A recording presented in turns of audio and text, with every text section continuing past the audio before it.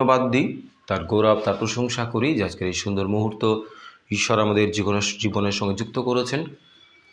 আর আজকের যে প্রচার্য বিষয়, আজকে যে টপিক আমি বেছে নিয়েছি সেটি হলো ঈশ্বর অন্তঃকরণের পরীক্ষক। God is the examiner of our heart. God is the examiner of our hertz. ঈশ্বর অন্তঃকরণের পরীক্ষক। আমরা মানুষের বাহ্যিক রূপ, বাহ্যিক যে বিষয় দেখে আমরা বিভিন্ন রকম বিচার করি, বিভিন্ন রকম সিদ্ধান্ত নিই, কিন্তু অন্তঃকরণটা আমরা পরীক্ষা করি না। আমরা অন্তঃকরণ যদি পরীক্ষা করতে পারতাম, আর তাহলে মানুষকে আমরা সঠিক বিচার করতে পারতাম, কিন্তু আমাদের দ্বারা সেটা সম্ভব নয়। কিন্তু ঈশ্বর আমাদের বাহ্যিক বেশভূষা, বাহ্যিক বিষয় দেখে তিনি বিচার করেন না। তিনি ন্যায় বিচারক, তাই তো তিনি অন্তর মনুষ্যের বিচার করেন, অন্তঃকরণের পরীক্ষা করেন, যেটা বাহ্যিক দৃষ্টিতে, বাহ্যিক চক্ষুতে দেখা সম্ভব নয়। আর সেই জন্য আজকের প্রচার্য বিষয় ঈশ্বর অন্তঃকরণের পরীক্ষক। আসুন আমরা ঈশ্বরের জীবন্ত বাক্যে যাওয়ার পূর্বে আমরা চোখ বন্ধ করি, প্রার্থনা করি। সর্বশক্তিমান করুণাময় পিতা, তোমাকে ধন্যবাদ দিই, তোমার গৌরব, তোমার প্রশংসা করি যে তুমি আমাদের সঙ্গে সঙ্গে রয়েছ, সমস্ত রকম বিপদ অমঙ্গলের হাত থেকে রক্ষা করে আজকের এই সুন্দর দিন দেখার সুযোগ দিয়েছ। প্রভুগো, যতজন আজকে সুপ্রভাতে তোমার জীবন্ত বাক্যের সামনে আমরা মিলিত হয়েছি, উপস্থিত হয়েছি তোমার সঙ্গে, তোমার সান্নিধ্যে, প্রভু যীশু, তোমার বাক্য যখন আমরা শ্রবণ করি, তোমার আশীর্বাদ দাও। তুমি যে আমাদের অন্তঃকরণ পরীক্ষা করে থাকো, আমাদের মর্মের পরীক্ষা করে থাকো, আমাদের হৃদয় অনুসন্ধান করে থাকো, যেন সেই বিষয় আমরা ধ্যানে রাখতে পারি এবং শক্তিযুক্তভাবে তোমার সেই জীবন্ত বাক্য গ্রহণ করে আমাদের বাহ্যিক মনুষ্যের সঙ্গে সঙ্গে অন্তর মনুষ্যটাকে আমরা শক্তিশালী করতে পারি, যেন তোমার প্রশংসা, তোমার গৌরব করতে আমরা সমর্থ হই। প্রভু যীশু, যতজন এই মুহূর্তে আমাদের সঙ্গে সংযুক্ত হয়েছেন, যিশুর নামে সকলকে তোমার চরণে সমর্পণ করে আমাদেরকে আশীর্বাদ দাও, সুস্থ রাখো, ভালো রাখো। প্রভু যীশু, তোমার নামে এই প্রার্থনা চাইলাম, দয়া করে শ্রবণ ও গ্রাহ্য করো, আমেন। ঈশ্বরের মহানামে ধন্যবাদ দিই যে আজকের দিনে ঈশ্বর আমাদেরকে বাঁচিয়ে রেখেছেন এবং যে জীবন্ত বাক্য তিনি আমাদেরকে দিয়েছেন, আর সেটার শিরোনাম প্রথমে বলেছি যে ঈশ্বর অন্তঃকরণের পরীক্ষক। আমাদের বাহ্যিক রূপ দেখে, বাহ্যিক বেশভূষা দেখে, বাহ্যিক কর্মকাণ্ড দেখে, বাহ্যিক যে কথাবার্তা আমরা বলি, আর সেটা দেখে ঈশ্বর কিন্তু তিনি বিচার করেন না। আর তিনি আমাদের অন্তঃকরণ পরীক্ষা করেন, আমাদের হৃদয় পরীক্ষা করেন যে আমাদের হৃদয়ে ঈশ্বরের স্থান রয়েছে কিনা। আমি যে মানুষকে ভালোবাসছি, আমি যে মানুষের সেবায় অন্তঃপ্রাণ হয়ে মানুষের জন্য আমি খেটে বেড়াচ্ছি, ঈশ্বর দেখেন যে সেটা সত্যিকারের তো, নাকি মানুষের কাছে বড় হওয়ার জন্য, নাকি মানুষের কাছে নাম কেনার জন্য। ঈশ্বর আমাদের হৃদয় পরীক্ষা করেন, অন্তঃকরণ পরীক্ষা করেন, যেন আমাদের সঠিক বিচার তিনি করতে পারেন। কারণ একটি মানুষকে দেখে তার অন্তঃকরণ বা ইনার বিংকে, অন্তর মনুষ্যকে বিচার করা সম্ভব নয়। কিন্তু ঈশ্বর সদাপ্রভু বলছেন যে তোমরা মানুষের বাহ্যিক দিক দেখে তোমরা বিচার করে থাকো, আর সেই জন্য সেই বিচার নির্ভুল থাকে না। কিন্তু আমি মর্মের পরীক্ষা করি, আমি মানুষের হৃদয়ের পরীক্ষা করি, যে বাইরে থেকে যে জয় যিশু বা ঈশ্বরের গৌরব বা মানুষকে শ্রদ্ধা মানুষ করছে, সেটা অরিজিনাল হৃদয় থেকে আসছে কিনা, কৃতজ্ঞতা সহকারে সত্যিকারের ভালোবাসা হৃদয় থেকে বার হয়ে মানুষের জন্য আসছে কিনা, ঈশ্বরের নাম হৃদয় থেকে বার হচ্ছে না মৌখিক বার হচ্ছে, সেই বিষয় ঈশ্বর তিনি দেখেন। আর আমরা একটি পাঠ আমরা দেখব, প্রথম শমূয়েল 16:7। আজকে মোটামুটি 20 থেকে 30টা পদ আমি দিয়ে দেবো, বাইবেল ভার্স, আর আপনারা সেটা ভালো করে পড়বেন পবিত্র বাইবেলে। আর সেই পদগুলির মধ্যে থেকে আমরা কিন্তু আমাদের জীবনকে মূল্যায়ন করতে পারবো, এবং সেই পদগুলি যদি ভালো করে আমরা অধ্যয়ন করি, শুধু পড়লে হবে না। পড়া মানে গড়গড় করে একটা থেকে একটা পড়ে শেষ করে দেওয়া, আর পরক্ষণে আমরা ভুলে যাই। কিন্তু যখন আমরা অধ্যয়ন করি, তখন আমাদের মস্তিষ্কে, আমাদের ব্রেনে, আমাদের হৃদয়ে সেটা দাগ কেটে যায়, হৃদয়ে সেটা সেভ হয়ে যায়। আর সেই জন্য অধ্যয়ন যখন আমরা করব পবিত্র বাইবেলের বিভিন্ন পদ যেগুলো আমি দেব, আর সেই পদগুলি পড়লে আপনার জীবনকে ঈশ্বরের বাক্য নাড়িয়ে দেবে, আর আপনার জীবনে একটা অন্য শক্তি আপনি পাবেন, আপনি যেন অনুভূত হবেন যে ঈশ্বরের আশীর্বাদ আপনার মধ্যে নেমে আসে যদি হৃদয় থেকে সেই বাক্য পড়েন এবং সেই মতোভাবে নিজেকে প্রস্তুত করেন। কারণ মনে রাখতে হবে, ঈশ্বর তিনি আমাদের বাহ্যিক রূপ দেখেন না, ঈশ্বর দেখেন আমাদের হৃদয়ের কৃতজ্ঞতা। আসুন আমরা বাইবেল পাঠ আমরা যাই, প্রথম শমূয়েল তার 16 অধ্যায় 7 পদ। আর এখানে শমূয়েলকে ঈশ্বর সদাপ্রভু তিনি বলছেন, আজকে আমাদের বলছেন, প্রথম শমূয়েল 16 অধ্যায় 6 থেকে পড়ছি। অবশ্য সদাপ্রভুর অভিষিক্ত ব্যক্তি তাহার সম্মুখে, অর্থাৎ শমূয়েল ঈশ্বরের সামনে রয়েছে। কিন্তু সদাপ্রভু শমূয়েলকে কহিলেন, তুমি উহার মুখশ্রীর বা কায়িক দীর্ঘতার প্রতি দৃষ্টি করিও না, কারণ আমি উহাকে অগ্রাহ্য করিলাম। কেননা মনুষ্য যাহা দেখে তাহা কিছু নয়, যেহেতু মনুষ্য প্রত্যক্ষ বিষয়ের প্রতি দৃষ্টি করে, কিন্তু সদাপ্রভু অন্তঃকরণের প্রতি দৃষ্টি করেন। আর এখানে আমরা দেখতে পাই যে ঈশ্বর সদাপ্রভু তিনি শমূয়েলকে বলছেন, কারণ শমূয়েলের সামনে একটি ব্যক্তি এসেছিলেন আর তার নাম হলো ইলিয়াব। ইলিয়াব যখন শমূয়েলের সামনে এসেছে আর শমূয়েল ভাবছে যে ঈশ্বরের অভিষিক্ত ব্যক্তি, এই ইলিয়াব হয়তো সত্যিকারের মানুষ, সে ভালো মানুষ, সৎ মানুষ, ঈশ্বরপ্রেমী মানুষ, মানবপ্রেমী মানুষ। আর শমূয়েল যখন এইরকম ইলিয়াবের বাহ্যিক দেহ দেখে যখন চিন্তা করছে, আর একটি লম্বা চওড়া মানুষ তাকে দেখে যখন চিন্তা করছে, ভাবছে যে এটা সত্যিকারের আমাদের প্রয়োজন রয়েছে, কারণ ঈশ্বরের আশীর্বাদ রয়েছে, তখন ঈশ্বর শমূয়েলকে তিনি কি বলছেন? শমূয়েল বলছেন যে কারো মুখের বা দেহের দীর্ঘতার প্রতি দৃষ্টি করো না। ইলিয়াব দীর্ঘতর লম্বা চওড়া মানুষ, কিন্তু তাকে দেখে তুমি যখন চিন্তা করছো যে একে দিয়ে কাজ হবে, এর মধ্যে ঈশ্বরের অনুগ্রহ রয়েছে, তুমি ভুল করছো। কারণ তুমি মানুষের মুখ এবং তার দীর্ঘ যে শরীর আর সেটার দিকে তুমি দৃষ্টি করেছো, এটা ভুল। আর আমি দৃষ্টি করি মানুষের অন্তঃকরণ, কারণ ঈশ্বর জানেন যে ঈশ্বরের সন্তানদের যা কিছু বাহ্যিক বিষয় সেটা কেমন রূপ হয় এবং অন্তঃকরণ থেকে যেটা আসে সেটা কেমন ভাব হয়, আমরা যেটা বুঝতে পারি না। তাই শমূয়েলকে সেদিন যেটা তিনি বলেছিলেন, আজকে তিনি আমাদেরকেও একই বিষয় তিনি বলছেন। শমূয়েল মানুষের বাহ্যিক রূপ দেখে বিচার করতে শুরু করেছিলেন, বাহ্যিক যে দেহের গঠন দেখে তিনি বিচার করতে শুরু করেছিলেন, কিন্তু ঈশ্বর শমূয়েলকে তিনি সাবধান করে দিলেন। ঈশ্বর শমূয়েলকে তিনি বললেন ওটা ভুল। মানুষের বাহ্যিক দিক দেখে যদি বিচার করা যায়, আমরা বিপদে পড়ব, সমস্যায় পড়ব, কারণ সেটা তার বাহ্যিক রূপ। আমাদের অন্তঃকরণ পরীক্ষা করতে হবে। ঈশ্বর বলছেন আমি হৃদয় পরীক্ষা করি, আমি অন্তঃকরণ পরীক্ষা করি, যে সেখানে আমার উপস্থিতি বা মানুষের প্রতি প্রেম, মানুষের প্রতি ভক্তি যে বাহ্যিকভাবে যে প্রকাশ পাচ্ছে সেটা অরিজিনাল হৃদয় থেকে বার হচ্ছে কিনা। বন্ধু, আমরা অনেক সময় মানুষকে আমরা বিশ্বাস করি, কারণ মানুষের চালচলন, ভাবভঙ্গিমা, কথাবার্তা, তাদের বাহ্যিক যে বেশভূষা, এটা আমাদের কাছে পবিত্র মনে হয়।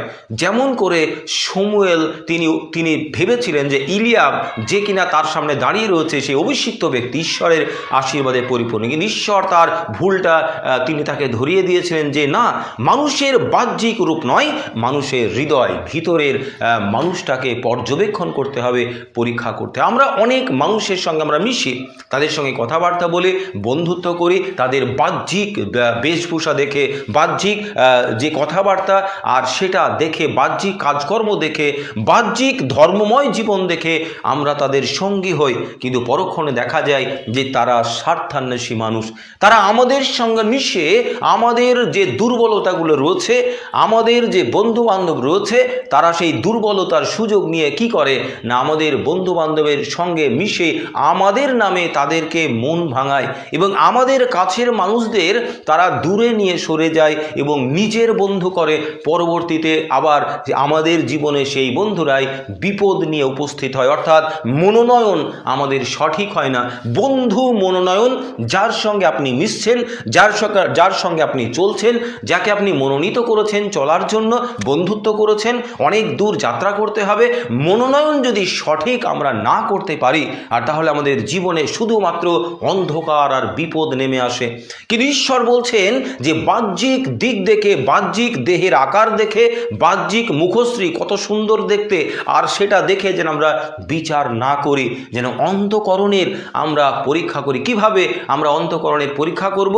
না, অন্তঃকরণের পরীক্ষা করতে গেলে ঈশ্বরের সঙ্গে আমাদের সম্পর্ক মধুর হতে হবে, পবিত্র আত্মায় আমাদেরকে পূর্ণ হতে হবে, ঈশ্বরের বাক্যের আলোয় আমাদের জীবনকে চালাতে হবে, এবং যার সঙ্গে আমি বন্ধুত্ব করছি তার চালচলন আপনাকে আমাকে দেখতে হবে, আর তার কাজের মধ্যে ভিতরে কি রয়েছে কোনো না কোনো সময় আমাদের কাজের মাধ্যমে বাইরে প্রকাশ পাবে। তাই তার দিকে দৃষ্টি রাখতে হবে, তার কাজকর্ম, মানুষের প্রতি তার আচার ব্যবহার, তার নিজস্ব যে ব্যবহার, নিজস্ব যে ভঙ্গিমা, যে চিন্তাধারা, ধ্যান ধারণা, সমস্ত বিষয় যদি আপনি প্রার্থনা সহকারে আপনি যদি বিচার করেন, পর্যবেক্ষণ করেন, দেখবেন আপনার যে মনোনয়ন সেটা সত্য নয়, সঠিক নয়, সেটা ভুল রয়েছে।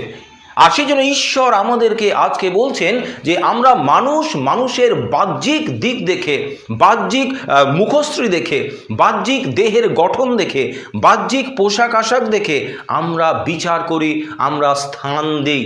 কিন্তু ঈশ্বর আমাদের বাহ্যিক দিক দেখেন না, আমাদের হৃদয়ের তিনি পরীক্ষা করেন, অন্তঃকরণের পরীক্ষা করেন।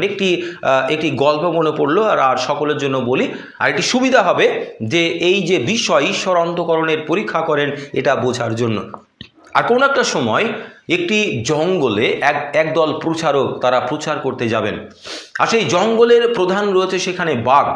আর বাঘের সঙ্গে এই প্রচারকদের প্রধানের কথা হয়েছে যে বাঘ ভাই, তোমার এই জঙ্গলের মধ্যে অনেক মানুষ রয়েছে, আর এই যিশুর প্রচারকেরা, ঈশ্বরের সুসমাচার প্রচারকেরা জঙ্গলে সেই মানুষদের কাছে প্রচার করবে।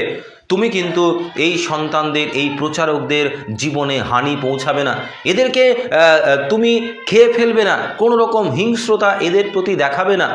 আর তখন সেই বাঘ বলছে যে ঠিক আছে, আমি যদি যিশুকে তাদের মধ্যে দেখতে পাই, আর তাহলে আমি তাদেরকে খেয়ে নেব না, আমি তাদের প্রতি হিংস্র হব না, আমি তাদের ছেড়ে দেব, যদি যিশু তাদের সঙ্গে থাকেন বা যিশুকে আমি তাদের মধ্যে দেখতে পাই। আর সেই প্রচারক বলতে ঠিক আছে, সকলেই ঈশ্বরের শিষ্য, সকলেই ঈশ্বরের সুসমাচার প্রচারক, সকলেই যিশুকে ভালোবাসে, আর কোনো চিন্তার কারণ নেই। মনে মনে চিন্তা করেছে এই প্রধান যে প্রচারক রয়েছে। আর সেই জঙ্গলে যখন টিম প্রবেশ করেছে প্রচার করার জন্য, আর কিছুদিন পরে এই প্রধান প্রচারক আর তিনি এসেছেন সেই জঙ্গলে। আর জঙ্গলে ঢুকতে তিনি দেখছেন যে সব মুখ পড়ে আছে, দেহ কিছু নেই, শুধু এই মুখটুকু জঙ্গলের বিভিন্ন জায়গায় পড়ে রয়েছে। আর তখন সেই প্রচারক মহাশয় তিনি রেগে গেলেন যে একটা চুক্তি হয়েছিল, জঙ্গলের যে প্রধান সেখানে ছিল, বাঘের সঙ্গে একটি চুক্তি হয়েছিল যে তা ঈশ্বরের প্রচারকদের জীবনে হানি পৌঁছাবে না। আর বাঘ আর সেখানে আমার কাছে প্রতিশ্রুতিবদ্ধ হয়েছিল যে যিশুকে যদি দেখতে পাই, আর আমি তাদেরকে ধ্বংস করব না, খেয়ে ফেলব না, আমি তাদের প্রতি হিংস্র হব না, আমি তাদের ছেড়ে দেব, কোনো ক্ষতি তাদের করব না। তাহলে কেন এই যিশুর প্রচারকদের, সুসমাচার প্রচারকদের এই অবস্থা হয়েছে? তাদের দেহ নেই, শুধু মুখটুকু বিভিন্ন জায়গায় পড়ে রয়েছে। আর তখন সেই প্রচারক মহাশয় তিনি গেলেন বাঘের কাছে আর বললেন যে বাঘ ভাই, তুমি ভুল করেছো, আমার সঙ্গে যে প্রতিজ্ঞা করেছিলে সেটা তুমি রাখোনি, কারণ তুমি প্রচারকদের প্রত্যেককে তুমি খেয়ে ফেলেছো, শুধু মুখটুকু পড়ে রয়েছে।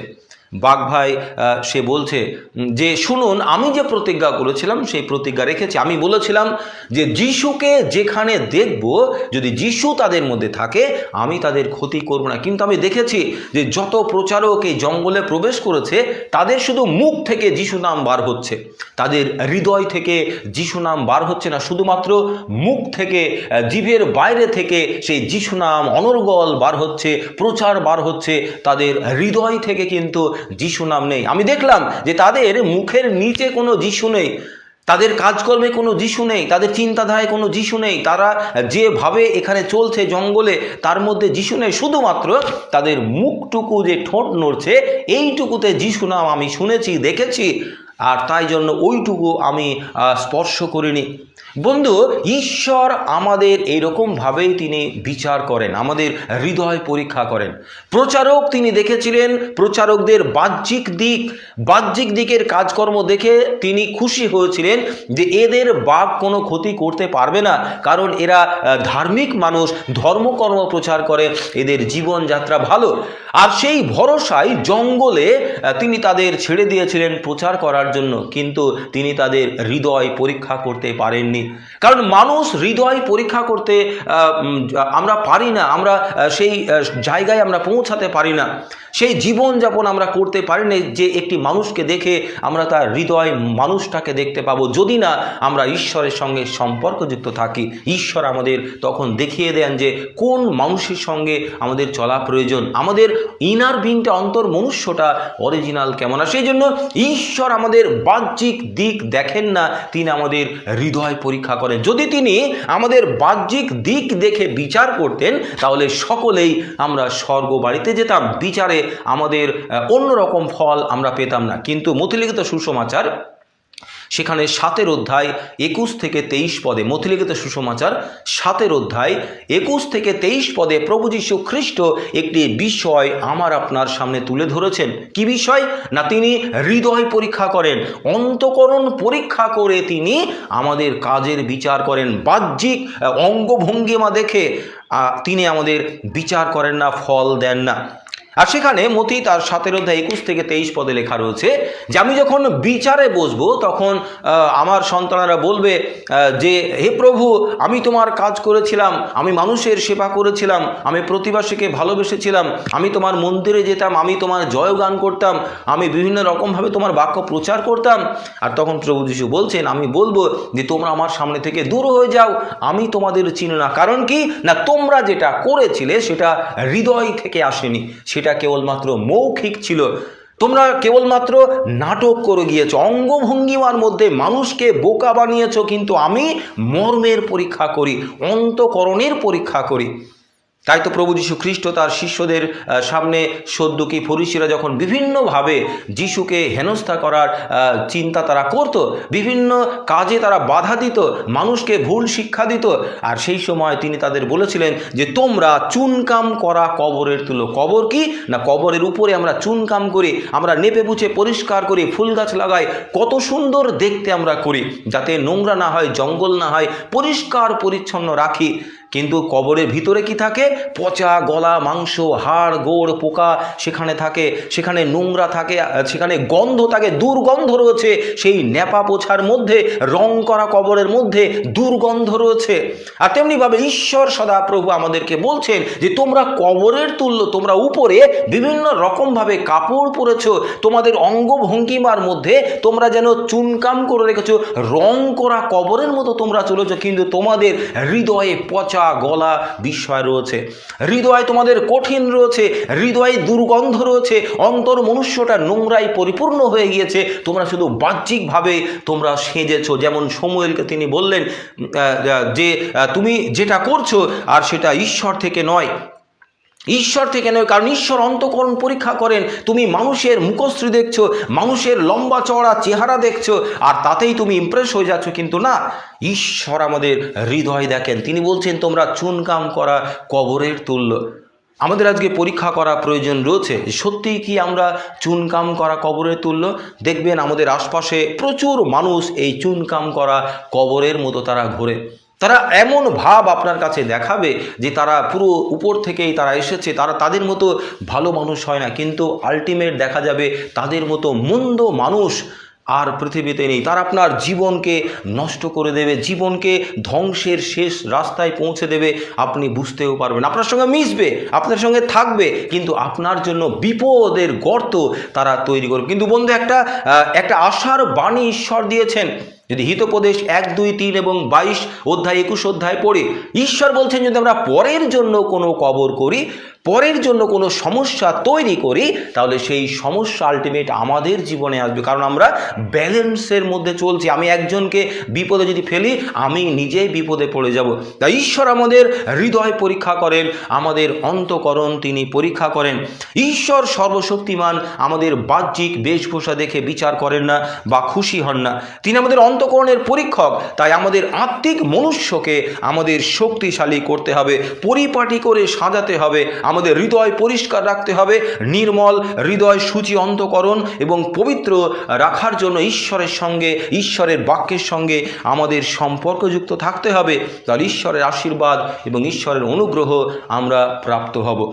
যদি জিহিজকেল ভাববাদী পুস্তক পড়ি, সেখানে 18 অধ্যায়, সেখানে ঈশ্বর সদাপ্রভু বলছেন যে তোমাদের কঠিন হৃদয় তোমরা কি করো, মাংসলময় করো, তোমাদের নূতন হৃদয়, নূতন আত্মা প্রস্তুত করো, কারণ তোমরা যেন বেঁচে থাকো, এটা আমি চাই। ঈশ্বর বলছেন তো যে তোমাদের হৃদয় পরিষ্কার পরিশুদ্ধ করো, আত্মিক মনুষ্যটা শক্তিযুক্ত করো, কারণ সেই হিসাবেই আমি কিন্তু বিচার করব। জিরোমীয় 17 অধ্যায় 10 পদে ঈশ্বর বলছেন, আমি সদাপ্রভু, আমি অন্তঃকরণের পরীক্ষা করি, আমি অনুসন্ধান করি, আমি মর্মের পরীক্ষা করি এবং প্রত্যেক মানুষের আচরণ অনুসারে আপন আপন কর্মের ফল দিয়ে থাকে। অনেক মানুষ আমরা ভাবি যে আমরা গোপনে কোনো ভুল করছি, গোপনে কোনো কাজ করছি, মানুষের দৃষ্টিতে সেটা আসছে না, মানুষ আমাদেরকে ভাবছে আমরা ভালো, কিন্তু আমরা অন্য রকম কাজ করে চলেছি। ঈশ্বর বলছেন ইব্রিয় 4 অধ্যায় 13 পদে যে ঈশ্বরের দৃষ্টিতে আমাদের সমস্ত কার্য, শুধু কার্য নয়, আমাদের চিন্তাধারাও কিন্তু কাজ। আমাদের এই দেহ দিয়ে আমরা যা করি সেটা কাজ। আমি কথা বলছি, এটা কাজ, আমি দেখছি, এটা কাজ, আমি হাঁটছি, এটা কাজ, আমি চিন্তা করছি, এটাও কিন্তু কাজ। আমি যা কিছু করছি আমার দেহ দিয়ে, সেটাই কিন্তু কাজ। আর ঈশ্বরের কাছে আমার সমস্ত কার্য যেন উলঙ্গতা স্বরূপ, ইব্রিয় 4 অধ্যায় 13 পদে। আর সেই কার্যের উপরে ভিত্তি করেই আমরা কিন্তু বিচারিত হব, পৃথিবীতেও এবং মৃত্যুর পরেও। এই নয় যে আমি মৃত্যুর পরে শুধু বিচার হবে, পৃথিবীতে নয়। আমি প্রতিটা প্রচারে বলে থাকি, প্রথম পিতর তার 4 অধ্যায় 5 পদে যে আমাদের সেই ঈশ্বর সদাপ্রভুর সামনে আমাদের প্রত্যক্ষ হইতে হইবে, যিনি জীবিত এবং মৃতদের বিচার করিতে সমর্থ। তিনি জীবিত মানুষদেরও বিচার করেন, যেন পাশের জন পরিবর্তন হয়। আর মৃত্যুর পরে তো বিচার রয়েছে। সেখানে রোমীয় 8 অধ্যায় 27 পদে লেখা রয়েছে, তিনি হৃদয়ের পরীক্ষক এবং সকল বিষয় তিনি জানেন। আমাদের সমস্ত কার্য, আমাদের সমস্ত চিন্তা তিনি জানেন। তাই আমাদের হৃদয়টাকে পরিষ্কার পরিশুদ্ধ করা প্রয়োজন রয়েছে, অন্তরের মানুষটাকে শক্তিশালী করা প্রয়োজন রয়েছে। বন্ধু, আমরা কোনো সময় ভাবি না। তা আসুন একটু আমরা চিন্তা করি যে আমি যে কাপড় পরে রয়েছি, ক্যাসাক পরে রয়েছি, আপনি কোনো কাপড় হয়তো পরে রয়েছেন। আমরা উলঙ্গতা ঢাকার জন্য আমরা বাহ্যিক দেহটাকে কাপড় দিয়ে সাজাই, আমরা অলংকার পরি, আমরা স্নান করি, পরিষ্কার পরিশুদ্ধ থাকি, সাবান মাখি, মাথায় শ্যাম্পু করে এবং পরিষ্কার থাকার চেষ্টা করি পোশাক পরে, এবং আমরা অনেক সময় ব্যায়াম করি, পেশিবহুল করে দেহটাকে সাজানোর জন্য। কিন্তু বন্ধু, একবারও আমরা চিন্তা করি না যে আমাদের অন্তরের মানুষটা দিন দিন উলঙ্গ রাস্তায় চলেছে, উলঙ্গ হয়ে যাচ্ছে। বাহ্যিক দেহ আমরা খাদ্য খেয়ে শক্তিশালী করছি, কিন্তু অন্তর মনুষ্যটা দিন দিন রোগা হয়ে যাচ্ছে, একদম রোগা ক্ষীণকায় হয়ে যাচ্ছে, তার আর শক্তি নেই। আমরা একদিনও কি চিন্তা করেছি এই বাহ্যিক যে খাদ্য রয়েছে, পার্থিব খাদ্য রয়েছে, সেটা দিয়ে আপনার অন্তর মনুষ্যটাকেই শক্তিশালী করা যায় না। বাহ্যিক যে পার্থিব খাদ্য দিয়ে আপনার বাহ্যিক মনুষ্যটা, এই রক্ত মাংসের দেহটা, মাটির দেহটাকে আপনি শক্তিশালী করতে পারেন, কিন্তু হৃদয় মনুষ্য, অন্তর মনুষ্য, ইনার বিংকে শক্তিশালী করতে গেলে আত্মিক খাদ্য প্রয়োজন। সেটা হলো ঈশ্বরের জীবন্ত বাক্য। আর সেই বাক্য যদি আমরা ভোজন করতে পারি, কারণ গীতসংহিতা 34 সেখানে 8 পদে লেখা রয়েছে যে আস্বাদন করিয়া দেখো সদাপ্রভু মঙ্গলময়, ধন্য সে যে তাহার শরণাপন্ন। ঈশ্বর সদাপ্রভু বলেছেন যে ঈশ্বরের বাক্য প্রচুর পরিমাণে যেন আমাদের হৃদয়ে থাকে। যোহন 15 অধ্যায় সেখানে 7-8 পদে প্রভু যীশু বলছেন যে যদি ঈশ্বরকে কেউ ভয় করে, ঈশ্বরের বাক্য প্রচুর পরিমাণে যদি হৃদয়ে থাকে, তাহলে আমাদের যা কিছু প্রয়োজন ঈশ্বর তিনি আমাদের জুগিয়ে দেন। ঈশ্বর আমাদের ঝুঁকিয়ে দেন। ইব্রিয় 4:12, ঈশ্বরের বাক্য জীবন্ত এবং কার্য সাধক। বন্ধু, আমাদের অন্তরের মানুষটাকে শক্তিশালী করার জন্য, পরিষ্কার পরিশুদ্ধ রাখার জন্য, নির্মল রাখার জন্য ঈশ্বরের জীবন্ত বাক্যের প্রয়োজন। কারণ মনে রাখা প্রয়োজন যে ঈশ্বর আমাদের বাহ্যিক বেশভূষা, বাহ্যিক দেহ দেখে বিচার করেন না, বাহ্যিক কাজকর্ম দেখে বিচার করেন না। তিনি আমাদের হৃদয়ের কাজ দেখেন, যে হৃদয়ে যিশুর উপস্থিতি রয়েছে কিনা, হৃদয়ে মানুষের প্রতি ভালোবাসা রয়েছে কিনা, হৃদয়ে পিতা মাতার প্রতি শ্রদ্ধা রয়েছে কিনা।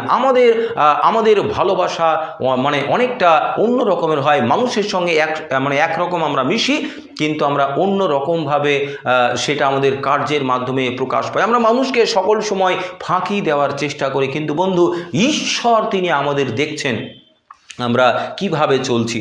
তাই তিনি আজকে তিনি মূল্যায়ন করার জন্য শক্তিযুক্ত জীবন্ত বাক্য আজকে আমাদের দিচ্ছেন, যে ঈশ্বর বাহ্যিক দেহ দেখেন না। আমি কেমন কাজ করছি, কেমন দেখতে, কত উৎসাহী, কত কাজ করি, কত আমি সময় দিই, তা নয়।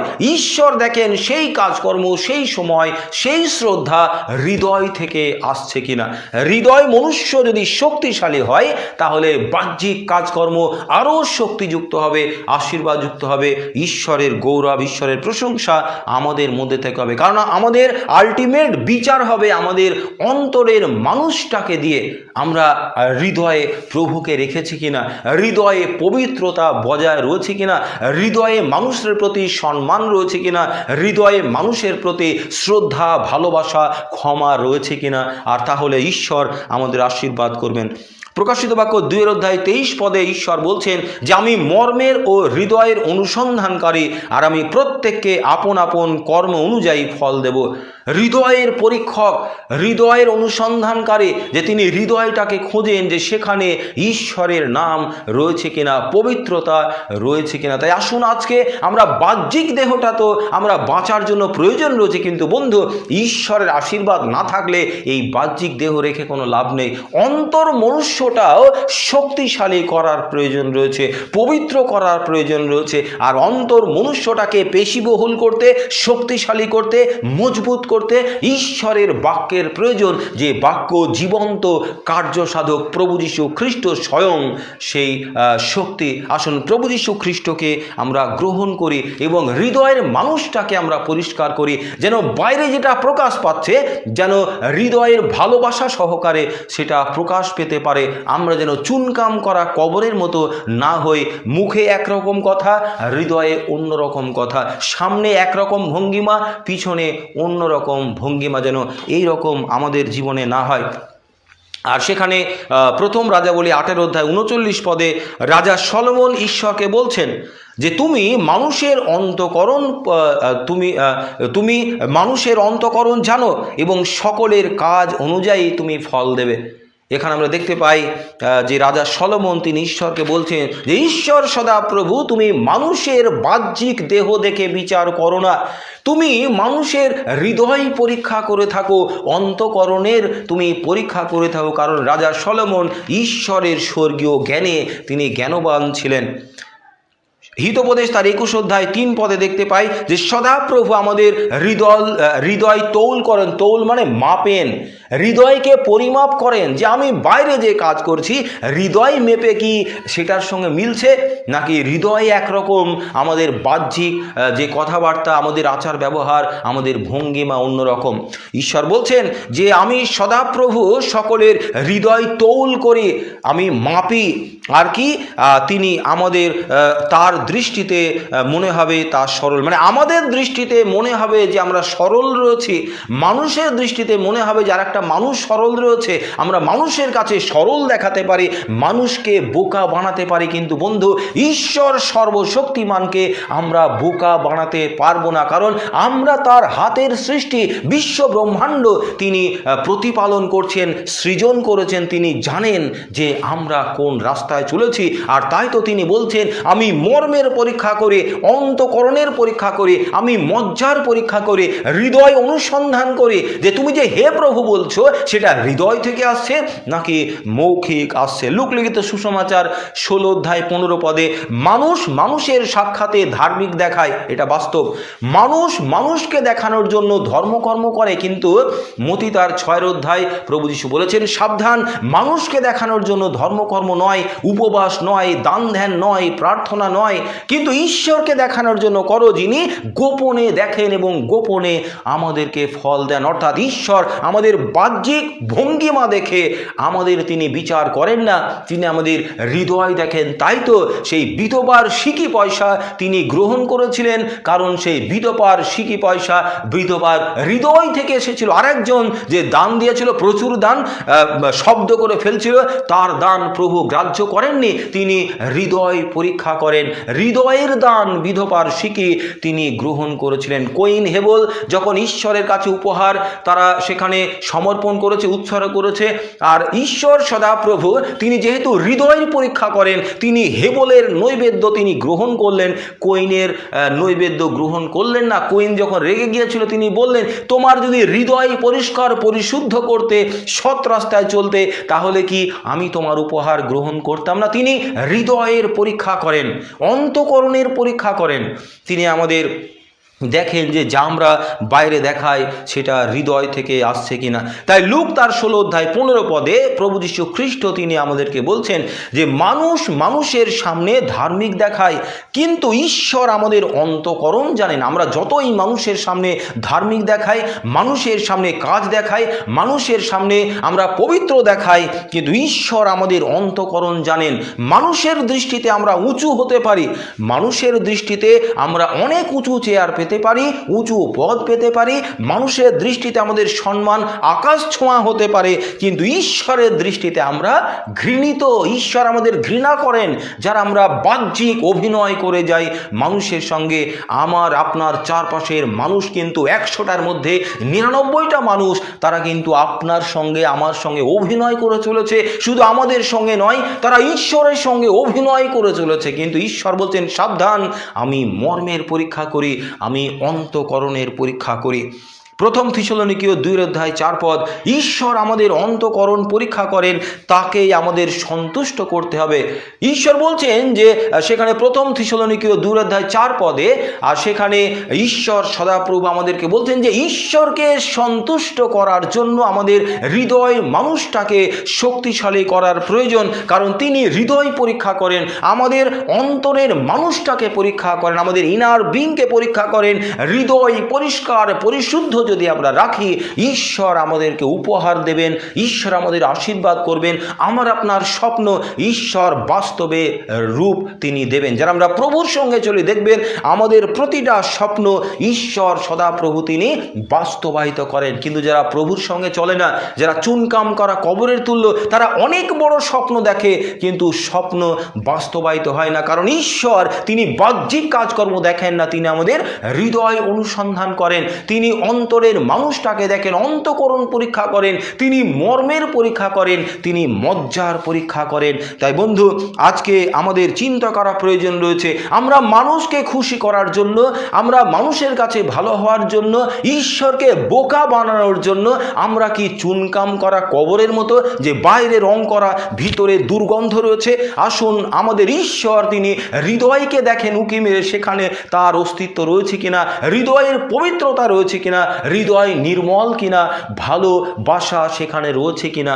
আসুন আমাদের হৃদয়কে পরীক্ষা করে, হৃদয়কে আমরা শক্তিশালী করে, মাংসলময় করে, যেন ঈশ্বরের আশীর্বাদ, ঈশ্বরের অনুগ্রহ আমরা পাই। কারণ আমরা বাহ্যিক যে বেশভূষা সেগুলি দেখে ঈশ্বর তিনি বিচার করবেন, আমরা বিচারিত হব না, পৃথিবীতেও নয়, মৃত্যুর পরেও নয়। আমরা যেমন কার্য করি তার দ্বারা আমরা বিচারিত হব।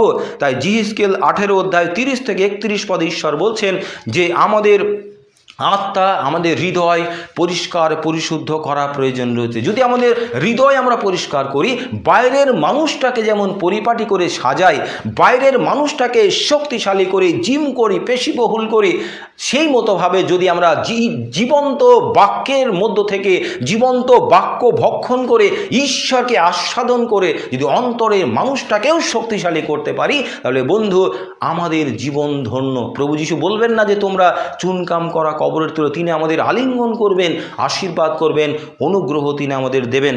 তাই আবারও সেখানে চলে যায় জীবন্ত বাক্যে, আর সেখানে ঈশ্বর সদাগর বলছেন যে তুমি মানুষের যে মুখশ্রী এবং কায়িক দীর্ঘতার প্রতি দৃষ্টি করিও না, কারণ আমি উহাকে অগ্রাহ্য করিলাম। কেননা মনুষ্য যাহা দেখে তাহা কিছু নয়, যেহেতু মনুষ্য প্রত্যক্ষ বিষয়ের প্রতি দৃষ্টি করে, কিন্তু সদাপ্রভু অন্তঃকরণের প্রতি দৃষ্টি করেন। আসুন আমাদের সমস্ত সত্তা ঈশ্বর সদাপ্রভুর হাতে সমর্পণ করি, কারণ তিনি হৃদয়ের পরীক্ষা করেন।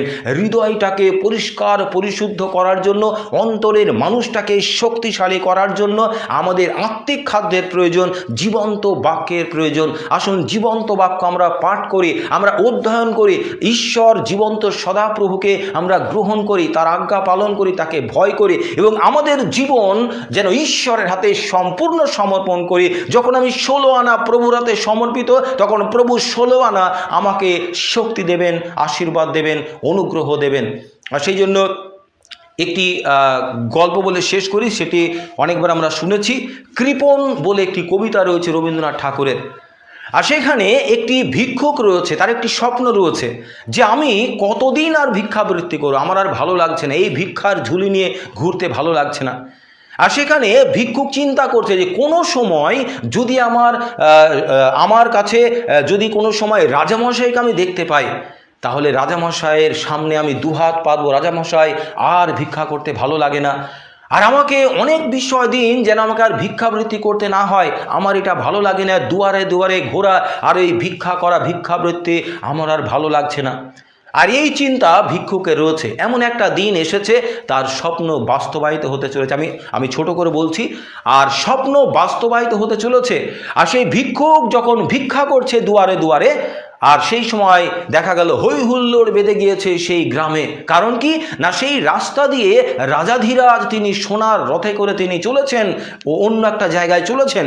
আর ভিখারি চিন্তা করছে এই হয়তো আমার স্বপ্ন বাস্তবায়িত হওয়ার সময়, এই একটা বড় সুযোগ। যদি এখন আমি রাজাধিরাজের সামনে গিয়ে দুহাত পেতে বলতে পারি রাজামশাই আর ভিক্ষা করতে ভালো লাগে না, আমাকে কিছু দিন, তাহলে রাজামশাই নিশ্চয় আমাকে মণিমুক্তা দেবেন, আমি সেটা বিক্রি করব, আর ভিক্ষার ঝুলি নিয়ে ঘুরতে হবে না। এই চিন্তা করছে ভিক্ষুক। আর যথারীতি রাজাধিরাজের সোনার রথ সেই ভিক্ষুকের সামনে দাঁড়িয়ে গিয়েছে। ভিক্ষুক আরও খুশি হয়েছে, এই হয়তো এত বৎসরের এত দিনের আমার স্বপ্ন বাস্তবে রূপ নিতে চলেছে, বাস্তবায়নের দরজার সামনে হয়তো দাঁড়িয়ে রয়েছে আমি।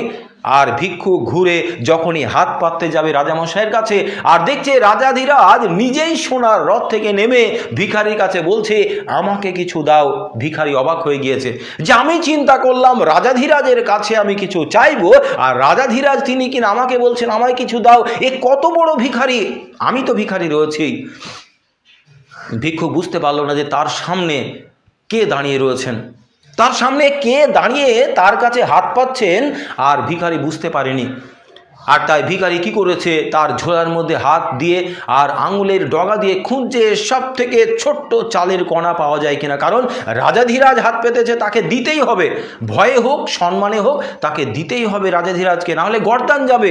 আর ভয়ে হোক ভালোবাসায় হোক, আর ছোট্ট একটা চালের কণা রাজাধিরাজের হাতে দিয়ে ভিখারি মনের দুঃখে বাড়ি চলে গিয়েছে। রাজাধিরাজ হাত মুঠো করে নিয়ে আবার তিনি সোনার রথ ছুটিয়ে চলেছেন অন্যত্র। এই ভিখারি যখন বাড়িতে গিয়েছে, দাওয়ায় সে কী করেছে, তার ভিক্ষার সমস্ত জিনিসপত্র আলাদা করছে, প্রতিদিনকার মতো আজও খাবার আলাদা করছে, পয়সা আলাদা করছে। আর এটা করতে গিয়ে হঠাৎ সে অবাক হয়ে গেল একটা জিনিসের প্রতি দৃষ্টি দিয়ে। কী সেই জিনিস? একটা ছোট্ট সোনার দানা, একটা ছোট্ট সোনার কুচি বেশ চকচক করছে চালের মধ্যে। অবাক হয়ে গেল, এটা আমাকে কে দিল?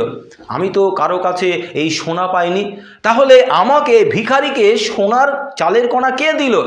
আমি কার কাছে পেলাম? অবাক হয়ে চিন্তা করছে, হঠাৎ সে ভাবছে, তাই তো আমি রাজাধিরাজের কাছে হাত পাততে যাওয়ার পূর্বেই রাজাধিরাজ স্বয়ং সোনার রথ থেকে নেমে আমার কাছে হাত পেতে বলেছিলেন, আমায় কিছু দাও, ও হে আমায় কিছু দাও, আমি অসহায়, আমায় কিছু দান করো। আমি তো আমার যে ঝোলা থেকে ছোট্ট চালের কণা বার করে আমি রাজাধিরাজের হাতে দিয়েছিলাম। হায়, আমি কত ভুল করেছি। আমি সেই ছোট্ট চালের কণা না দিয়ে আমার যদি ঝোলা উজাড় করে রাজামশাইকে দিতে পারতাম, তাহলে রাজাধিরাজ আজকে আমার ঝোলা ভর্তি করে আমাকে সোনার কণা দিতেন। বন্ধু, আমাদের জীবনের 16 আনা ঈশ্বরের হাতে সমর্পণ করতে হবে। যদি আমাদের জীবনের 1 আনা আমরা ঈশ্বরকে দিই, প্রভু সেই 1 আনাই আমাদের জীবনে সোনা করে দেবেন। কিন্তু ঈশ্বর চান আমাদের জীবনের 16 আনা যেন প্রভুর হাতে সমর্পণ করে। সেই ভিক্ষুক যদি ঝোলা উপর করে 16 আনা তার কাছে যা ছিল সব যদি রাজাধিরাজকে দিত, তাহলে রাজাধিরাজ সব সোনা করে তাকে ফেরত দিতেন, তাকে আর ভিক্ষাবৃত্তি করতে হতো না।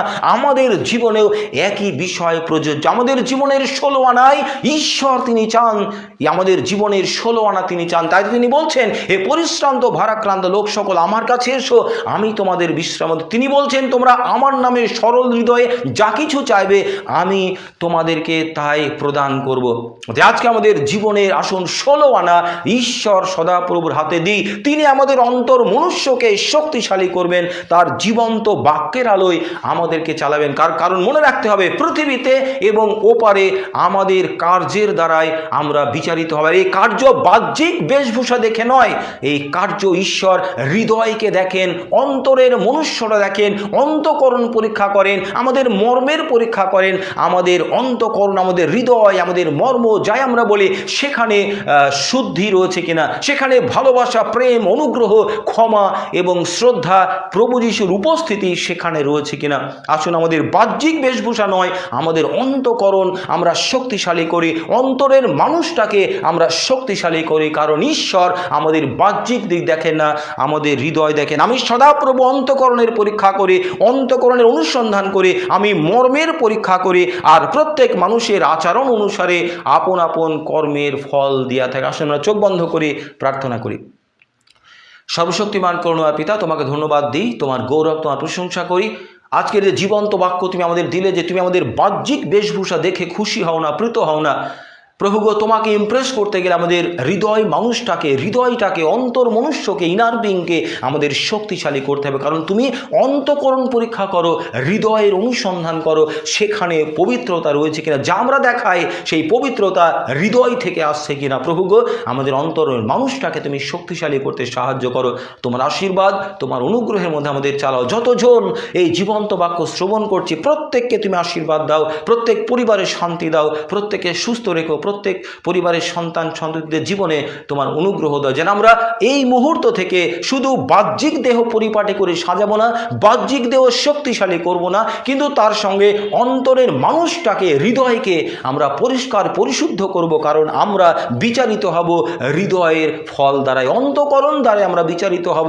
কারণ তুমি অন্তঃকরণ পরীক্ষা করো, তুমি হৃদয়কে দেখো, সেখানে তুমি রয়েছে কিনা। প্রভু যিশু, সারাদিন আমাদের সঙ্গে থাকো, আশীর্বাদ দাও। তোমার নামে প্রার্থনা চাইলাম, দয়া করে শ্রবণ ও গ্রাহ্য করো। আমেন। বন্ধু, ঈশ্বর আমাদের সহবর্তী রয়েছেন। আসুন এই সময় থেকে যা আমরা করেছি ভুলে যাই। এই সময় ঈশ্বর আমাদের সামনে দাঁড়িয়ে আমাদের জীবনের 16 আনা ঈশ্বরের হাতে সমর্পণ করি এবং অন্তঃকরণ পরিষ্কার করি, হৃদয় পরিষ্কার করি। কারণ মানুষ আমাদের বাহ্যিক দিক দেখে বিচার করে, কিন্তু ঈশ্বর আমাদের অন্তঃকরণ দেখে আমাদের বিচার করেন। তাই আসুন আজ থেকে প্রভুর জন্য আমাদের হৃদয় ঘরটা পরিষ্কার করে, অন্তঃকরণ পরিষ্কার করে পবিত্রভাবে আমরা চলি। প্রত্যেক ভালো থাকুন। নমস্কার। জয় যিশু।